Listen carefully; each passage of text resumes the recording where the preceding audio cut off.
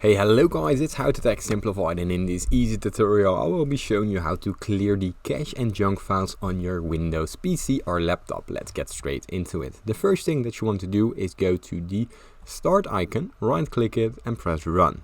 Now from here all you have to do is type in prefetch. Press enter and here a window will open up with all the temporary files in the prefetch folder. Now you can safely delete these. Simply right click it, press delete, and that's it. Now the second thing that we want to do is go back to the run icon, the start icon, press the run, and here type in %temp %. Press enter again, and here are all the temporary files in Windows that can be safely deleted. These are files that Windows stores when they're starting up software or need some space in the system. Right click it and press the delete key.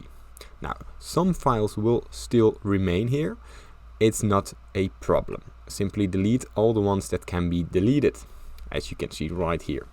Now for the third folder we're going to the run command once more. Go to the search, type in run, open up the run application, and here we're going to type in temp without the percentages. Press enter, and here's another temporary file folder that can be deleted. So Ctrl A, right click, delete. Same here, it will leave some files. Now from here we're going to use the Clean Disk Manager. It's a program from Windows found in the run system once again. Go to the run application and type in clean mgr. Press enter, and as you can see here is the disk cleanup. Now select the disk that you want to clean up. It's probably the C disk drive. Press enter and Windows will perform a disk cleanup. Now here simply press all the selected folders right here. Select all of them. Check your recycling bin first. If there's any files that you want to use or keep, make sure to use and keep them. From here press OK. All files will be permanently deleted. Press delete files, and that's it. Now disk cleanup will do its thing and will make sure that your disk and computer is clean of any temporary files. Now the last step that we're going to check is the storage in Windows itself. So simply go to the search bar, type in storage, and here go to the storage settings.